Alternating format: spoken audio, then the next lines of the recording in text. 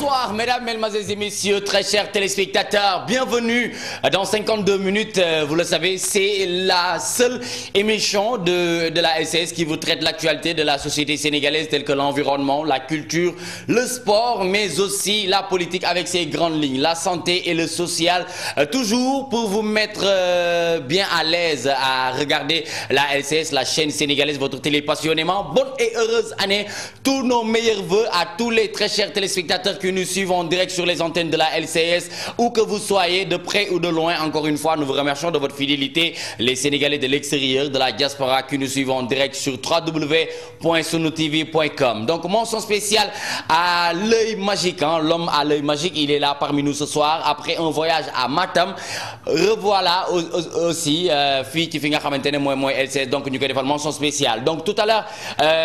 avec le grand DG, directeur général de la LCS, M. Djibril Fall, mention spéciale à lui, mention spéciale à Mara Ndiaye, mention spéciale à Adrien Kotana, mention spéciale à Tidiane Diop et donc toute l'administration de la LCS, Madame Fall, sans oublier Ngone. Donc di ci gërëm ñi nga xamantene moy les monteurs, les caméramans, les techniciens, surtout aux grands. C'est mon ami, c'est mon frère, il s'appelle Moustapha Ndiaye, c'est le grand preneur de son. Donc di ci nuyuwaale bu baax Adama la maquilleuse, moom mi nga xamantene waxuma la jinne sax waaye moom raw naa jinne ndaanaan kuli fadrin la. Donc noonu lañ ciy tàmbalee ci li nga xamantene moom mooy premier numéro wu 52 minutes. Donc vous le savez, c'est du lundi au vendredi de 18h à 18h52. Et bien sûr, souhaiter joyeux anniversaire à tous les natifs de ce jour, santé de fer, bonheur, prospérité, succès et beaucoup d'argent. Donc bien sûr, Sénégalais dafa bëgg xaalis kon boog dañ koy ñaanal xaalis di masawu ñi nga xamantene ñàkk nañu seeni mbokk, donc ñu leen di masawu bu baax a baax di leen ñaanal di ñaanal ñi nga xamantene ñu ngi ci hôpitaux yi tëdd ñu ngi leen di ñaanal suñu borom fëgg seen bopp ba ñu delluwaat ak seeni sago di ko ñaanal ñi nga xamantene caabi féete na leen ginnaaw ñu ngi leen di ñaanal une grande liberté ñu génn fa te leneen dootu leen fa dugalaat. Donc lii mooy wane ne rek c'est le pays de la teranga, c'est un peuple un but une foi muy le Sénégal. Moom nag liñ ciy def mooy mention spéciale ñi nga xamantene ñu ngi féete seeni ay mariage tey ndax am na ñuy féete seen 1 an de mariage, am na ñuy féete seen 2 ans 3 ans ba ci 50 ans de mariage à partir de ce jour du 2 janvier 2014. Donc bienvenue et toutes et à tous. Et maintenant tout de suite nous allons démarrer avec Alassane à la régie, faire un rétro de 52 minutes de tout ce qu'on a eu à faire sur la culture, sur le sport, sur l'environnement, sur la politique, tout ce dont on a eu à réaliser pendant ces moments de 52 minutes. Donc tout de suite et maintenant avec Alassane à la régie pour nous montrer un extrait bien sûr de la culture avec les musiciens. Tout de suite et maintenant avec Alassane à la régie dans 52 minutes.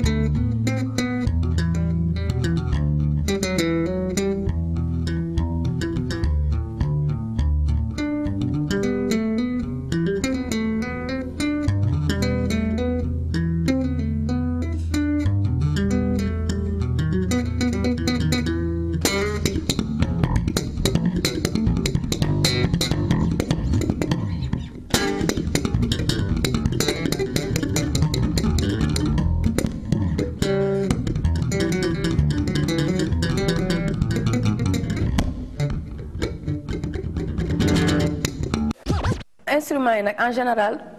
par concept laa ko joué. Am na soirée yoo xam ne je débute carrément avec ma guitare ak un guitariste que ba xam ne dama bëgg mu may accompagner parce que dama ko sentir ku mel ni ñoom Jano ñoom Baye waaw ñu ñëw accompagner coloré surtout. Am na guitariste yu mën coloré genre Lamine Faye dafa mën coloré. Donc en acoustique am na guitariste yu bien au Sénégal. Donc su may di léeg-léeg samay première partie soirée guitare laay jël teg benn guitariste mu ñëw colorel ma ñu jouer ma exprimer wu après ñu def li ci ñu def mbalax comme d'habitude. Mais am na yeneen soirée yoo xam ne nag dañuy ñëw attaquer direct avec le mbalax quoi. Ça dépend ci soirée yi ak concept bi ñan lay jouer, le public bi nekk en face. Le public bi laaj, j'analyse aussi le public. léeg-léeg mën naa ñëw ci concert ne je commence avec l'acoustique mais le public bi fa nekk mën nañu bañ a favorable à l'acoustique donc nga def sa acoustique duñ la faale léeg-léeg tam ma ñëw dina damay def acoustique le public il veut danser donc tu n'as pas le choix ma ne donc on met ça de côté on fait danser les gens donc il faut vraiment analyser le public qui est en face parce que il faut noter que le public d'Aquaroa est très exigeant. J'ai de l'expérience pour le dire. Bon, il n'y a pas de musique sénégalaise. La musique sénégalaise, elle est plurielle. Il n'y a pas de musique sénégalaise parce que bon, mbalax bi, bon, c'est une partie du Sénégal rek mooy jouer mbalax, mais les gens qui sont en Casamance, c'est des Sénégalais. Ils font de la musique autre que le mbalax. Les Bassari, les Foutanké, et ainsi de suite, c'est des Sénégalais. Donc il n'y a pas de musique sénégalaise. La musique sénégalaise, elle est plurielle. Léegi nag bon, dem nañu ba mbalax bi li ma abi fay ñoon fi di ma wax dama retaan mu ne ma mais démbel sénégalais dafa garaaw suñu lu ñu jël rek mbalax ko mu ne ma maafe bi sax ñun moomuñu ko fële la jógee Mali mais dañ ko mbalax dafa ko suñu skiw bopp soo jëlee salsa bi ñu mbalax ko donc finalement topp nañu tendance boobu ba finalement man je commence à avoir peur parce que mbalax bi pour man à mon humble avis direction bu mu jël ce n'est pas la bonne direction. Parce que vous faites que tout le monde s'offusque du fait que le mbalax a du mal à s'exporter, c'est parce qu'il y a une problématique quoi dans ce mbalax là. Moi que amna lu tax so xolé nos voisins maliens ñi ngi gëna seen musique fay ni par rapport aux Sénégalais ils dament le pion. Te seen musique c'est très simple, c'est parce que au niveau du Sénégal mbalax bi amna problème d'orientation, problème de conception ak yoyu. Bon, si nak les gens persistent dans ça, c'est dommage parce que mënuñu jëmé fenn, il faut qu'on se le dise. Man bi ma ñëw Super Jamono à l'époque en 1991 production yi amoon tant du point de vue de la qualité que du point de vue de l'orientation des arrangements de la qualité sonore ak li am tey mais ñun on est à 25 ans en arrière parce que soo déggee production yi amoon en 1990 ba léegi ay Thione Seck ay Mborodi ñoom Ismaël Lo Ndiawar ñoom Youssou Ndour ñoon tëgg production musicale bi ak orientation bi musique bi recherche bi amatul parce que il faut voir que musique aussi tam dafa am vocation musique ñun li ñu ko defee Sénégal on est parti pour privilégier justement la rythmique alors que musique en fait la condition première c'est trouver une belle mélodie de bonnes harmonies et la rythmique après le rythme après mais ñun on fait l'inverse on privilégie le rythme au détriment des harmonies et de la belle mélodie. Moo tax musique sénégalaise am problème pour exporter ko parce que c'est non seulement la musique sénégalaise le mbalax du moins souffre d'un problème congénital mooy que nu mu bindoo mooy problème de temps fort temps faible boobu ñuy wax ñun c'est une musique qui n'est comprise que par nous Sénégalais en général. du ma bëgg nekk trop ci boîte yi à part ma dem seetaani benn artiste bu bees wala ñi nga xam ne ñu ngi nekk ci scène musicale bi instant yi ñoom Pape Diouf ñoom Wally ñoom Der ñoom Viviane et Titi consort. Et là, je suis obligé en tant que producteur aussi de voir ce qui se passe réellement chez Boîte. Bon, je sais pas, Thione Seck mos na laaj même affaire bi quoi ñu daje 2S mu ne ma babaam ni kaay ma ñëw mu ne ma mais 1000 mélodies ma ne quoi mu ne ma foo jëlee tur boobu ma ne ko noonu rek mu ne ma jëy babaam di ak doy am moom noonu lay waxee quoi you know. Donc c'est juste un nom que j'ai choisi comme ça par hasard. Mais sinon, avant, il y avait mon nom, je veux dire mon nom de famille. J'avais mis Diawara Records. Et après, je me suis dit non, il faut me dindi tour. Ma def ci tour bu nga xam ne vraiment ça va sonner beaucoup plus original et tout ça. Ma def ko 1000 mélodies.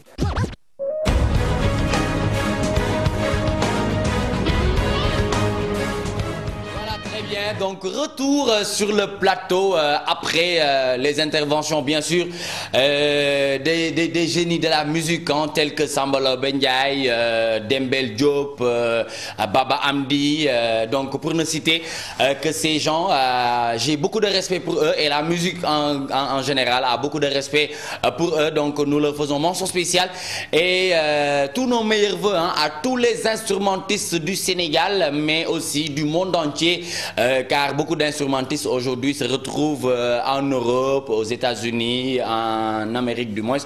Donc comme vous le savez bien sûr. Donc 88 628 17 27 plus 2 pour que vous puissiez participer à cette émission. Mbokk yi xarit yi am di jàmm yi ginnaaw ma wax jox la nga wax delloo ma yëf ya dem ca kaw ca kanam ci lu baax ndax Bamba ji bang la bong la da ngay toog ci bang yi ñu lay jox ci bong yi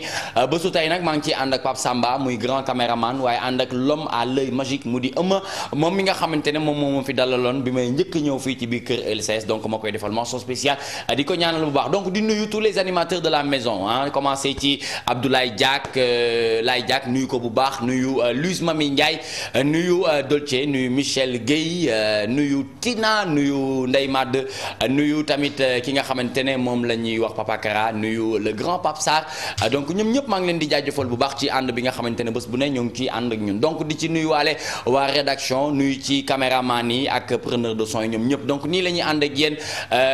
année 2014 dafay neex parce que à partir de la semaine prochaine vous verrez de nouvelles choses dans 52 minutes donc loolu mooy wane innovation bi nga xamante ne dañ ciy ànd ak yéen parce que liggéey moom day baax ñi ciy saytu bés bu ne tey di nangu critiques yi ndax àddina wërngal këpp doomu aadama yi ñuy woo di ñu bind ay message du ñu gën a conseiller ci naka la ñu war a mën a doxee ngir yëf yi mën a dem ca kanam ca kaw ca kanam ci lu baax kon boog dañuy daal di continuer en toute beauté après rubrique de la culture avec les instrumentistes du Sénégal bien sûr nous allons découvrir le sport hein? Donc le sport ce qu'on a eu à réaliser avec le sport durant 52 minutes du début à aujourd'hui 2014 donc tout de suite et maintenant avec le sport Alassane à la régie. Alors, l'Apkido, c'est un art martial coréen donc, qui a été créé depuis très longtemps par un grand maître qu'on appelle Choi Yong-sul. C'est un Coréen donc, qui a appris cet art-là au Japon. Après la Deuxième Guerre mondiale, son maître s'est suicidé parce qu'il ne pouvait plus supporter... vous savez, les Japonais sont des hommes d'honneur. Donc avec la guerre, donc, ils ont été battus, donc il n'a pas pu supporter cela, alors il s'est suicidé. Alors Choi Yong-sul,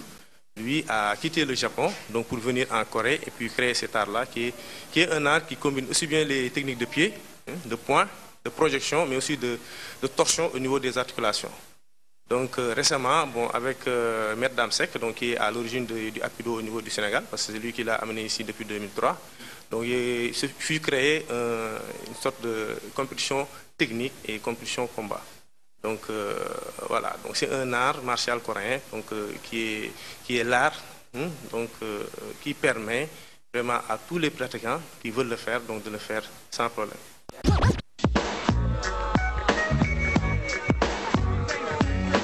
Bon, on commence le basketball légui parce que ASC boobu ba mu fi ñëw c'était en mini basket xale bu ndaw laa woon si la compétir minime cadet junior par la suite ma dem defi leneen ba ma ñëwaatee laa jël kii job comme coaching dafa laaj stage am na ay diplôme yoo war a def am na ay degré yoo war a am pour le moment maa ngi def sama premier degré. moo gën a jafe lépp parce que foofu ku musul jàng basket la parce que basket bokkul ak football wala leneen football mun nga ñëw rek football tennis mun nga buñ la joxee raquette da ngay tennis basket bu ñu la ko jàngalu doo ko def. te foofu moo gën a jafe parce que da ngay gis xale yoo xamante ne cet état d'esprit yenn saa yi tax ko demee noonu léegi foog nga négocier ak moom foog nga waxtaan ak moom kenn ku nekk ak nooy wax ak moom beneen affaire daal bu bokk la koo xamante ne mun na ba pare nga koy jàngal. lii formation la catégorie formation mooy ñi ceux qui sont en formation ñiy jàng basket daal pour nga jouer ci catégorie fii lay xool boo demee ba am benn niveau boo xamante ne catégorie bi ngay jouer war nga ko mën a jouer après coach boobu da lay woo nga commencer compétir foofu mais fekk sa basket des na fii lañ lay bàyyi. man daaw maa ngi yoroon catégorie minime garçon dem naa ba final ñu gën a jàppale basket bi rek parce que ñun on a que le basket le Sénégal sax la ñu war a wax parce que trophée la majorité des trophées sénégalais si basket bi lañ ko jëlee bu ñu xawoon gën a xool basket bi moom ñun techniciens yi nañ gën a am motivation on est déjà motivé mais nañ gën a am motivation. mooy ni que gosses yi ils ont très bien joué ba fin temps bi ñu lâché si côté bi erreur entraîneur bi mooy jënde latéral bi. bàyyi el bi mu libre erreur boobu kese lañ def mais booy ni ñu footballee nii retour bi su doon noonu la ñu footballee woon aller bi man je sais que Côte d'Ivoire du dem ñun ñuy toog mais nag nañ gën a defaraat équipe bi ñëpp dugal si seen loxo yàqkat yi bàyyi yàq te xam ne que loolu mooy yóbbu réew mi kanam waaw fukki loxo moo mun benn loxo. kon gëm nga équipe bi. bu baax a baax ay xale yu ndaw la mais différence bi feeñ na démb gars yi di daanu di tappale mais dara jotu leen mënuñu tenir goos yi équipe boo mënut a teg seen kanam ni ñu fubalee boo fubalee 90 minutes da ngay lâché. mais ni ñu fubalee retour bu ñu ko fubaloon aller. mais moom laa lay wax ni entraîneur bi erreur boobu la def kenn du jël Sadio Mané di koy teg banc kooku moteur équipe bi la te démb prouvé na ko am na joueurs yoo xam doo leen yor di leen teg banc booy yëpp dans l'ensemble man je les remercie beaucoup ils ont bien joué. waaw maa yor xale yi ak Maître Latif fi mu toll dafa am yenn mission yu muy def dafa nekk ci ay dafa am ay passage yu muy def ak yooyu loolu moo tax mu absenté mais léegi la fi jógee xool na xale yi ba bàyyee ma ak ñoom nii. di ñaanal parents yi daal ñu gën a def yite ci njaboot gi daal ndax njaboot gi ëllëg yomal xiyaam suñu borom dee leen ko laaj kon luñ ci gën a sonn rek dina baax ndax buñ màggee dinañ jëriñ ndax xale yi ëllëg ñoo yore réew mi ak yooyu kon. segam avenir bi ci ñoom la des kon war nañ gën a góorgóorlu ci ñoom ak yooyu lu ñu def ci ñoom daal buñ ko xeeb ci yar bi am na solo. waaye li ma leen di wax dama bëgg ngeen déglu ko bu baax te kenn du si dindi une virgule si c'est à répéter dans 100 ans su ma naaxul eh bien je répéterai la même chose mu ne ko yow pour nga ne naam il xala nga ne fa yow man maa la copté su ma la copté woon tu ne serais jamais dans ce bureau là parce que toi tu étais balayé avec ton équipe. Qu'on a été vraiment agréablement surpris. Il est vrai que ale bi dal nañ ci booy bu baax a baax critiqué nañ leen lu ne wax nañ leen ko alors bu ñu defee lu baax dañu war a am honnêteté reconnaître ko wane nañu maîtrise de jeu boo xam ne foogawuñu leen ko alors ñu ngi leen di féliciter te am nañ ci yaakaar que quand même échéance yi di ñëw muy Coupe d'Afrique dinañ ci mën a qualifier ba dem def ci tournoi bu baax. Bon je crois que raté ko tamit du lu metti tamit ci ñun. Parce que d'ailleurs loolu bokkuloon sax ci objectif bu ñu joxoon entraîneur bi buñ ko génnee ci objectif yi cela veut dire que dañu yaakaaroon ni suñu équipe parewul quand même c'est une équipe en gestation et que du 2014 bi la war a pare buñ ci qualifié woon tamit bénéfice lay doon rek mais nag léegi na ñu continuer liggéey vraiment comme ni ma la ko waxee match bi ni ñu ko joué nii am nañu yaakaar ni dinañu mën a atteindre objectif yi ñu tracé pour Coupe d'Afrique yi di ñëw. Donc, la tactique a mordu et les gens se sont retrouvés et le schéma était simple. Et puis, Aya croit qu'elle est plus intelligente que les gens. Non, elle ne l'est pas. Elle voulait le poste de premier vice-président. Quand j'ai refusé, elle a fait un calcul très simple. Asgaï est premier vice-président. Maintenant, si je pose Tandian, Asgaï devient président, de facto, je deviens premier vice-président. Et c'est le schéma qui a été posé ici, à Marundiaï. Au moment où on les attendait au Goudret pour des ministères, eh bien, ils ont posé ce schéma pour régler quoi.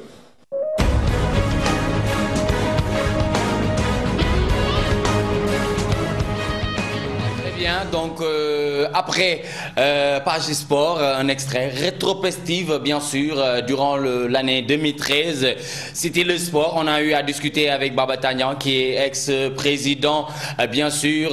du basketball sénégalais. Donc après une déclaration qu'il a eu à faire du côté du stade Marius Ndiaye. Donc avant la passation de service bien sûr avec le grand Serigne Mboup qui est devenu aujourd'hui le président de la fédération du basketball sénégalais. Mais aussi, les Sénégalais ont beaucoup discuté vis-à-vis du match capital, le Sénégal et la Côte d'Ivoire. Donc, le Sénégal on a perdu 1-1, bien sûr, ce qui ne nous a pas permis d'aller à opter, bien sûr, avoir un ticket pour la qualification du Mondial 2014, bien sûr, au Brésil, pays du football. Donc, Sénégalais, gis ngeen waxtaan biñ ci waxtaan ginnaaw match bu njëkk bi nga xamante ne sénégalais joué woon nañ ko ak Côte d'Ivoire les sénégalais ont été déçus très déçus nekk ci kaw joueurs yi guddeeg bëccëg ñu xas leen wax leen dëgg wan leen nekk ne il faut mouiller le maillot ndax solde maillot Sénégal nekk lu tuuti lu mag la ba tax na joueur bu ci bëgg dem rek sur le plan international ba am ci ay raaya yu am solo ci li nga xamante ne mooy maillot national nga koy wone ba tax na gis ngeen deuxième match bi mooy match retour bi nga xamante ne joué woon nañ ko foofu ca Maroc ca Casablanca stade Mohamed V mu nekk ci stade yi gën a rafet ci Afrique donc gis ngeen sénégalais yi détermination biñ ci footballé donc après le lendemain les sénégalais ont été satisfaits mais am na lu am solo lu ñu doon relever mooy bokkul woon ci objectifu Alain Giresse mooy dem ci mondial 2014 donc loolu mu nekk loo xamante ne dalal na xel ñu bëri te it mu nekk loo xamante ne Alain Giresse mën na ci souffler parce que bokkul woon ci li nga xamante ne moom moo jëmoon ci objectif am donc toujours dañuy daal di won leen rek li nga xamante ne liggéeyoon nañ ko ci atum 2013 ci 52 minutes indi leen ko ba su tey ndax gis ngeen xam ngeen ne ñoo ngi ci nekk ci meilleurs vœux de santé de bonheur de succès d'argent et beaucoup d'amour et beaucoup de paix ndax nee nañu ci diggante mbëggeel ak jàmm moom bu amee rek li ci des yëpp dafay yomb donc li ci des moom day yomb ndax boo yeewoo soxna si xas la xamal la sa bopp boo génnee di nga gën a jàmbaar gën a góorgóorlu gën a xam ni ngay def ngir boo ñëwaat ci biir kër gi nga gën a fort donc c'est très important 88 628 17 27 plus 2 donc ma ciy defal mention spéciale à toutes les femmes du Sénégal ma leen di ñaanal ca kaw ca kanam ci lu baax fa ñu jàpp góor ñi foofu baax na chaque jour rek ñu leen di gën a ñaax chaque jour ñu leen di gën a yedd ndax góor ñi mën a dem ca kaw ca kanam ci lu baax ndax bamba ji bang la bong la da ngay toog ci bang yi ñu lay jox ci bong yi donc loolu ki ko tàmm di wax mu di commandant Max kon boog dañuy dem tout à l'heure avec Alassane à la régie toujours ñu indil ñu beneen rubrique ci wàllu li nga xamante ne moo jëm ci wàllu culture avec d'autres instrumentistes tout de suite et maintenant avec Alassane.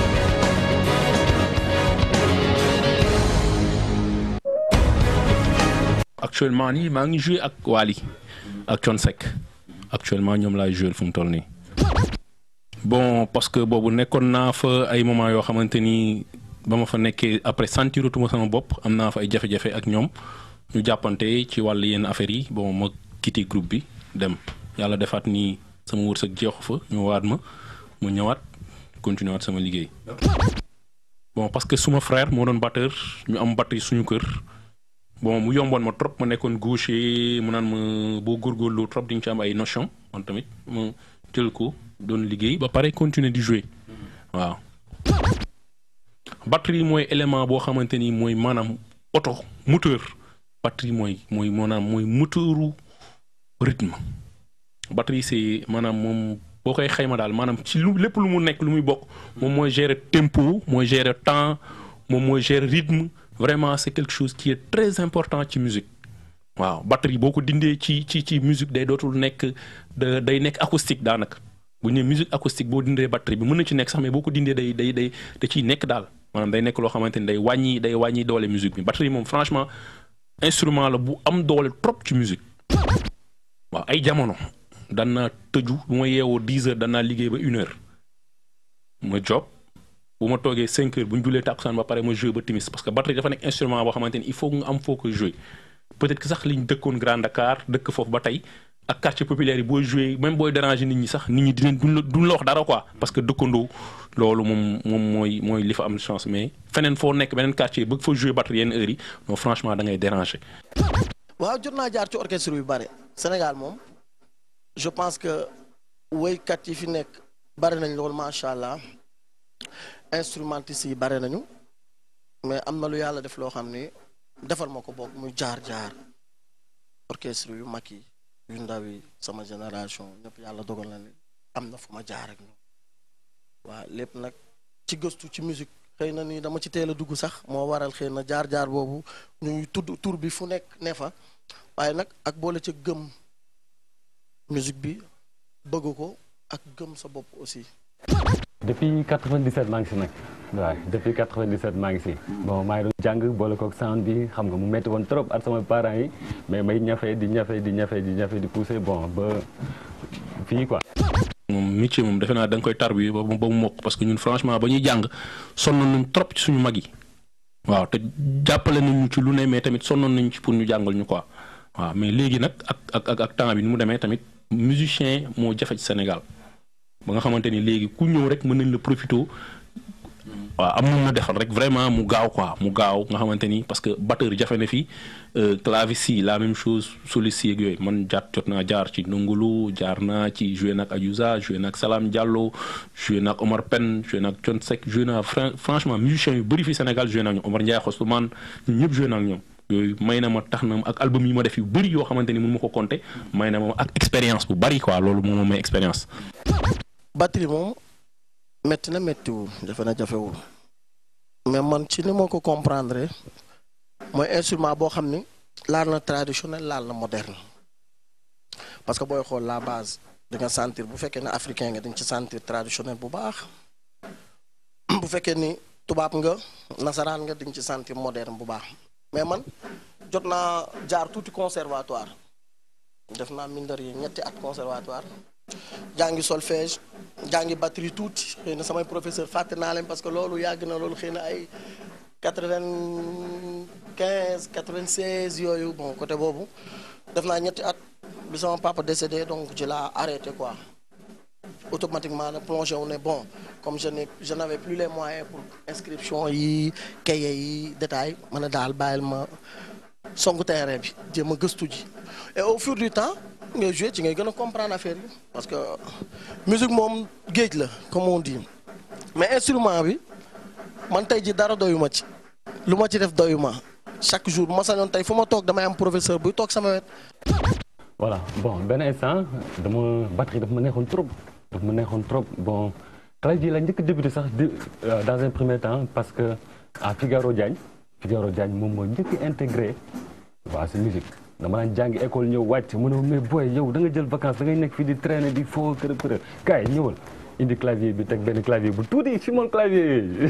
clavier xale yi naa ma jëlal do ré mi fa sol la si do ma nekk si waañ bi si waañ laa daan jàngee si waañ tëju mu tëj ma si waañ ma nekk fa do ré mi fa sol la si do dafay exercice kërëb def exercice xam nga ba un jour mu amoon beneen frère moom tamit bu doon jouer batterie pas Omar maanaam clavier bi daal intéressé ma bàyyi ma dugg si batterie bi quoi noonu maa ngi nekk si clavier bi benn côté maa ngi ko bàyyi xel mais benn côté sama xel mu ngi si batterie bi donc ma nekk si batterie bi commencé def ay exercice bu ma daan dégg musique bi daw comme tout débutant xam nga nekk si table yi fu ne ma tëgg fa këjëng indépendance beeg yooyu di xool ba noonu ma commencé jouer batterie après dem ASFA fii nekk fa di jàng Boubacar Ba di ma jox ay cours ma nekk si affaire yi ba benn instant après ma xool bon kër gi bëri woon ay musiciens par exemple amoon na bassiste amoon na claviste amoon batteur amoon yooyu donc mu manqué woon guitare ba saa ma ne non et puis ma xalaat ni batterie dafa waaw dafa encombrant quoi dama daan liggéey ñu may sonal booy yaa ñuy tànkal bu ñu lëjël ma ne non kon bàyyi ma viré waat si clavier bi après 2 secondes noonu la viré waatee si clavier bi nag xaaral ma concentré wu si clavier bi. waaw mbalax mi dina jaxasoo selon ci ñi ñuy koy joué parce que ku nekk ak ni ñuy joué boo xoolee Thione Seck ak Wally bokkuñu ni ñuy joué. parce que Thione Seck dafa amoon benn rythme boo xamante ni moom loolu la jëloon di ñu ko joué loo bëggoon ko ñu ko joué boo nekkoon musicien Thione Seck sax dañ naan boo ñëwee di joué fenn daan musicien Thione Seck la alors que ñoom non benn rythme rek lañ am mais Wally tey wane na exemple que ni ñu ngi joué leneen gars yi ñu joué di changer di balance di joué musique bi mu nekk beneen musique boo xam ne bokkul ak musique gu Thione Seck loolu day wane ni gars yi tamit mën nañu beneen musique bu dul musique boobu parce que musique boo xasee bu mën nga musique ki commencé tey ki commencé 10 ans ñoo yem ku nekk ak li lay satisfaire ak ku nekk ak li nga xamante ni moom mooy am batteur yi ku ci nekk am na loo mën lu sa morom mënu kii doog a tàmbali sax laa wax am na lu mu mën yow loo xam ne mënu ko loolu batterie kenn mënu ko jeexal instrument la boo xam ne kenn mënu ko jeexal. am na ñoo xam ne nag yàlla da leen di dimbali mu nekk don ci ñoom ñu am don bi ñu am la musique dans leur sang ñooñu mooy sama genre gi xëy na loo liggéey du la doy. mais léeg-léeg di nga dem sax ba pare sa léeg-léeg ma toog pare sa toog ay moment boo xam ne du ma sax laal batterie bu dul soirée léeg-léeg ma tiit ne maa ngi bàyyeeku du noonu dama liggéey rek ma dem léeg-léeg ma tëju nag def ay 3 heures par jour léeg-léeg bu ma temps bi mayul dëgg xam nga borom kër rek boo dee njaboot léeg-léeg xale yi bu ñuy jooy nga daw bàyyi batterie bi naxkale donc xam nga yooyu noonu da ngay dem ba léegi ay 2 heures ngay am par jour léeg-léeg semaine bi 4 fois nga ciy job donc plus que ngay dem di doon borom kër njaboot gi di macha allah. après ngay dem ba njaboot gi ñooy dominer loolu ni moo ko gisee mooy innovation la parce que xëy na am nañu am idée yi am nañu fi amoon idée yi mais yow mi koy def tey man dama laan chapeau félicitations parce que c'est donner du respect aux instrumentistes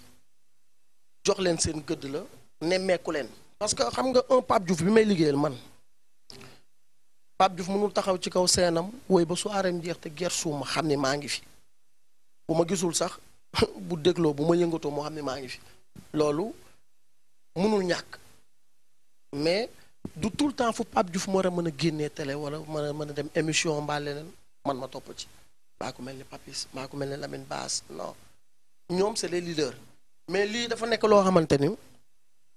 pour man dama naan dañ ko yéex sax def da ngeen ko yéex a def parce que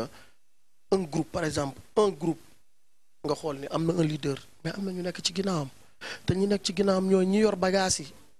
un batteur un bassiste un claviste un guitariste c'est eux qui font la musique le leader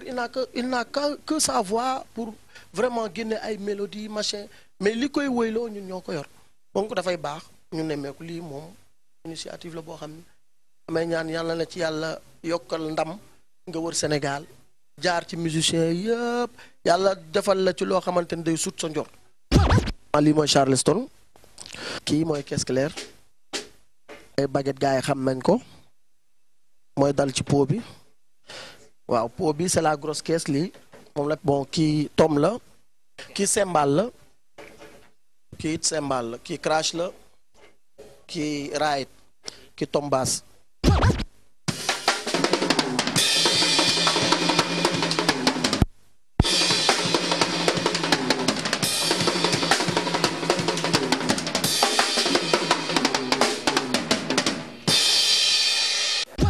bon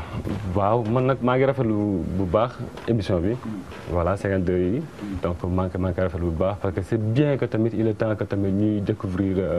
musiciens yi petit à petit donc ñuy débuter ak suñu classe yeeg ñoom seen donc ñu mën a xam parce que tout le temps rek gars yi ñuy way nañuy faral di gis ci kanam et tout donc pour man maa ngi rafetlu émission bu baax émission bu nice la donc merci beaucoup.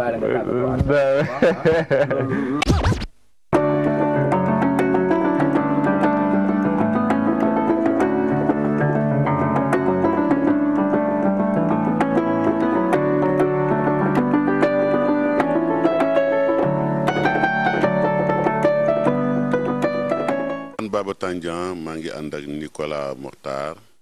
sur 52 minutes sur la LCS. asalaamaaleykum waa Sénégal man la Jules Diop batteuru génération consciente Pape Diouf maa ngi 2 minutes ak Nicolas Mokhtar fii ci LCS. Merci encore une fois à Alassane, bien sûr, et mention spéciale à Loulou Sen, le grand monteur de la LCS. 88 628 17 27 plus 2 pour que vous puissiez participer à cette émission. N'hésitez surtout pas, c'est toujours avec un grand plaisir que nous vous accueillons sur les antennes de la LCS. Donc, meilleurs vœux à tous mes parents, toutes mes badjen, sama badjen yep. maa ngi leen di defal mention spéciale, di leen wax meilleurs vœux, bonne et heureuse année du côté de la SICAP. Donc, du côté de la SICAP, il y a Badjen Sophie Gueye, Badjen Lika Samb, Badjen Maymouna Fall, Badjen Ngunje, Badjen Kodou Fall et Badjen Tchacha Fall. Donc ñoom ñëpp maa ngi leen di wax meilleurs vœux, mais sans oublier les grands-mères, maman Ndella Girandou Ndiaye maa ngi koy nuyu waaye di nuyu tamit ki nga xamante ne moom la ñuy wax Mame Ndeye Sène et maman Véronique du côté de la SICAP Rudis. Donc mention spéciale à tous qui nous suivent en direct sur www.sonotv.com. Ndeye Seyni Fall Ndiaye du côté de Berne depuis Suisse ñoo ngi koy nuyu waaye di wax tamit Jean-Ousmane Gueye du côté de Canada moom tamit ñoo ngi koy nuyu bu baax a baax Kiné Sow du côté de Amitié 3 mention spéciale. Donc toujours c'était la rubrique avec la culture avec les instrumentistes bien sûr du Sénégal donc ñoom ñëpp ma leen di sargal di leen delloo njukkal ci seen disponibilité ndax c'était pas évident ñu ubbil ma bunt yi waaye ubbil nañ ma ko ba di ma wax sax leneen loo ci munti soxla rek yegsil ndax 52 minutes moo ñu ko jaral kon boog ba tey dañuy continuer en toute beauté sur les antennes de la LCS ak Alassane à la régie muy indiwaatal ñu beneen extrait ñu daal di xool côté santé lan lañ ci jotoon a am ci li nga xamante ne moom mooy mois de décembre bi ci 2013 ñu dem ak Alassane à la régie.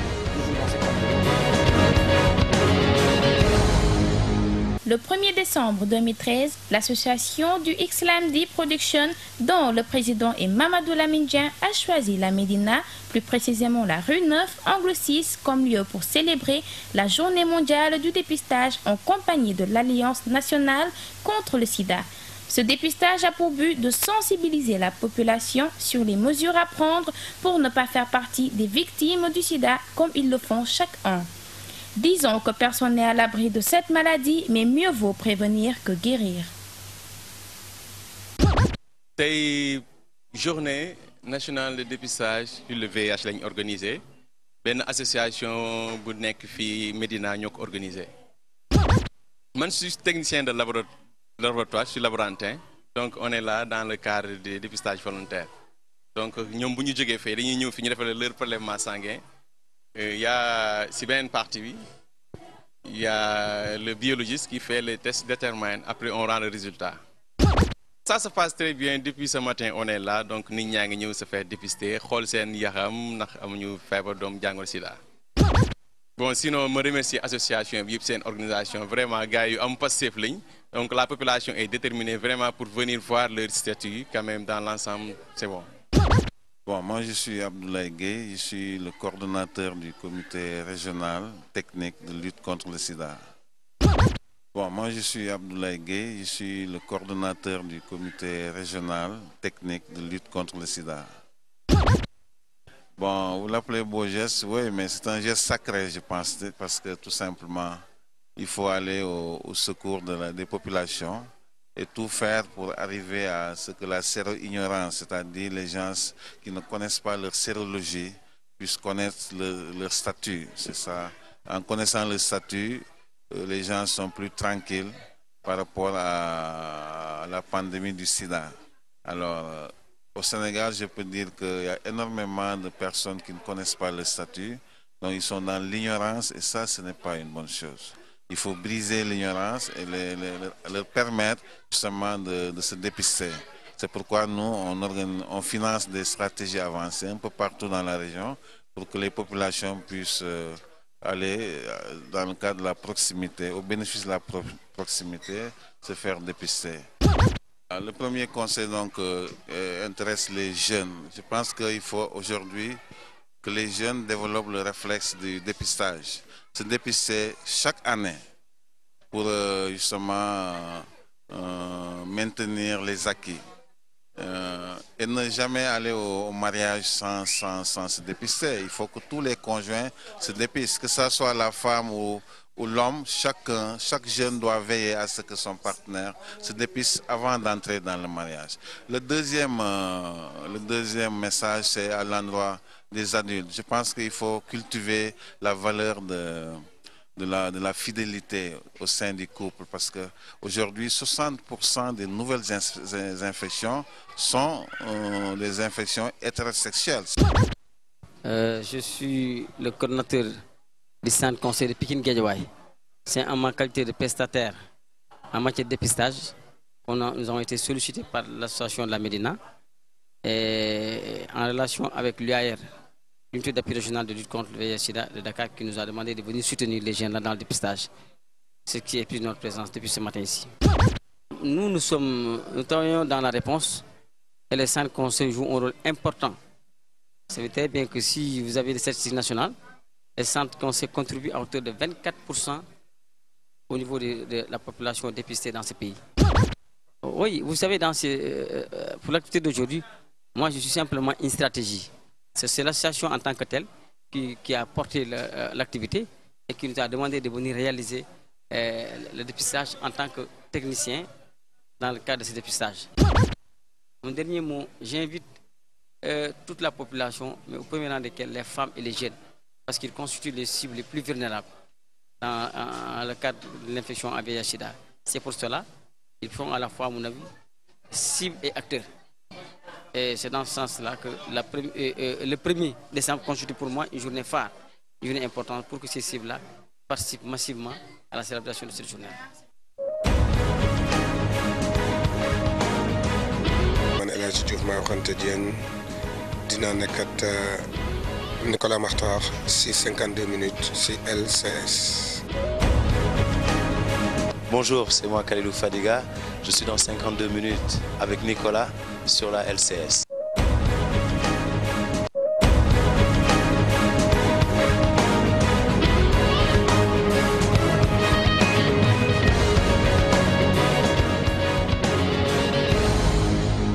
Voilà, très bien. 88 628 17 27 plus 2. Vous êtes nombreux à nous appeler, à nous encourager. Encore une fois, nous vous faisons mention spéciale et nous vous remercions de tout cœur pour que tout aille très bien. Donc, c'est année 2014. 2014, bien sûr, on l'espère avec beaucoup d'argent, beaucoup de bonheur, beaucoup de paix, mais aussi avec une réussite, la réussite totale. Donc, pour les étudiants, pour les élèves, les bacheliers, ceux qui font le BFM, et même ceux qui font l'entrée en en 6e, hein, donc nous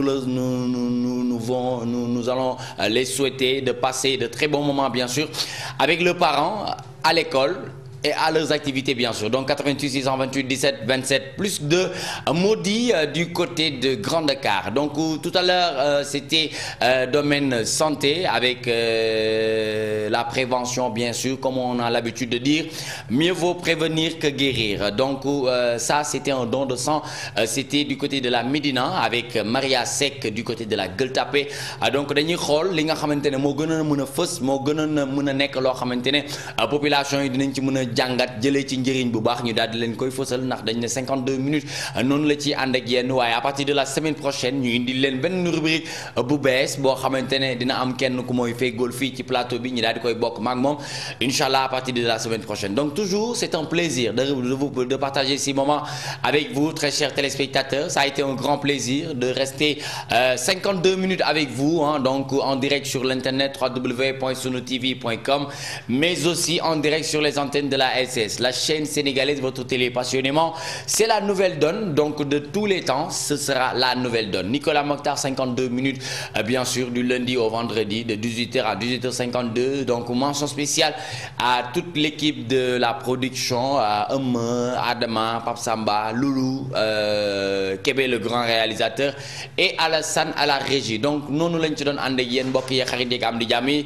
di leen gërëm di leen jaajëfal ci ànd bi nga xamante ne bés bu ne yaa ngeen koy ànd ak ñun. Donc 2014 nii lañ ko tàmbalee ak yéen def benn rétrospective donc pour wan leen rek li nga xamante ne moo gënoon a fës ci at 2013 li ñu leen ci indiloon. Donc meilleurs vœux yi des na dina ñëw incha allah ngeen gis tout le personnel de la LCS